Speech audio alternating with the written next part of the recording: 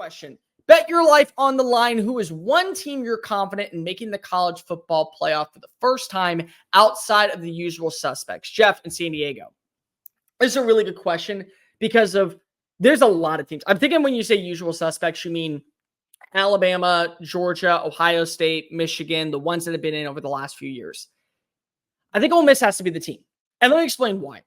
Ole Miss this past offseason absolutely crushed the transfer portal once again. They have the number one portal class in the country. That's not a shocker, knowing what Lane Kiffin's done.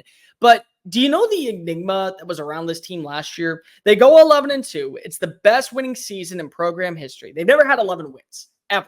That's a brand new thing for Ole Miss. And you watch this team, and slowly you're seeing, well, what if we just would have won against Georgia? Well, what if we just would have beaten Alabama? Well, we would have been in the playoff this past year. And we have some talent that we know is still got a few more years of eligibility. Let's go ahead and embrace it, and let's come back. You hear Jackson Dart, I'm coming back for the last dance. And then you get Jordan Watkins to commit. And then Trey Harris, the transfer from Louisiana Tech, comes back.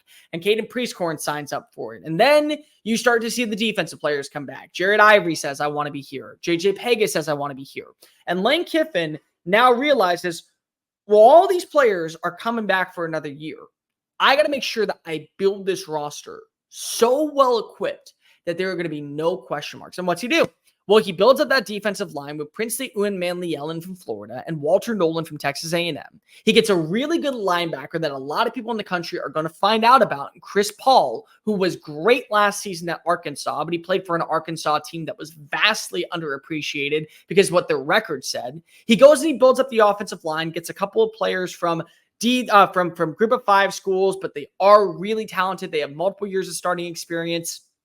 He replaces the running back production with four different guys, whether it be the kid from New Mexico, whether it be Henry Parrish coming back from Miami. They just got Amos, Rashad Amos from Miami of Ohio, who was at Mississippi State, and then he went to Colorado, and now he's at Ole Miss. He did a lot of transfers. That's a whole different story for another day. They also bring in Juice Walls from South Carolina. There's no question anymore about Ole Miss. And now it turns to, well, is it just making the college football playoff enough for us? Is it just getting into the dozen dance? Is that enough for us to feel content? I don't think so anymore, because you look at the schedule, it's very much boding well in their favor to be able to hold their own in every single game. Find 3 guaranteed losses on the schedule. You can't. Because if you can say, well, if you go to LSU and they have a sustainable defense, well, maybe that's a loss. And then you say, well, if Oklahoma's offense is able to pick up the pace and they're really, really good by the time that they come into Oxford, well, that's a loss. But if it is in Norman, it maybe is 100% a loss.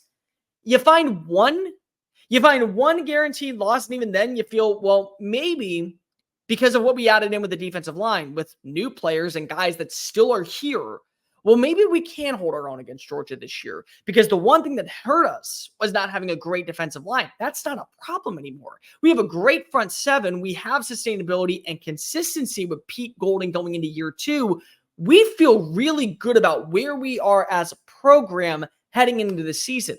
So I think that when you look at Ole Miss, their schedule is extremely potent. They also have the returning production. I think Jackson Dart's a Heisman favorite. I think he should be. I think many people are sleeping on him. FanDuel has them with the 8th best odds to win the national championship. Just humor yourself with that for a second. It's Ole Miss. This is a team that's never been to Atlanta, to a conference championship. Yet here they are in the hunt to make it to the college football playoff, and probably a favorite to where you want to put them in permanent marker. They're going to be in one of those 12 spots. You feel that way about Texas? You feel that way about LSU? You feel that way about maybe like a Michigan, or if you go to the ACC, Miami, maybe you say that about a Florida State? No, there's questions with those teams. Now, I think Texas is pretty dang close, but I think that when you look at Ole Miss, every box that they needed to have checked off was accomplished this offseason. And so now you're not just hoping that you make it to the college football playoff, you're expecting it. And you're also expecting to win a game or two. You're expecting to be in the quarterfinals with what returns on this offense and what returns because of their buying in. It's the last dance. We know that after this season, it may be south for a little while. We know that we may not be back here. So let's go ahead and embrace everything that we can and just push all of our chips into the pile. We're all in. It's blackjack and we're holding double aces. Let's hope that the river floats our way and that we're able to go ahead and come out on top.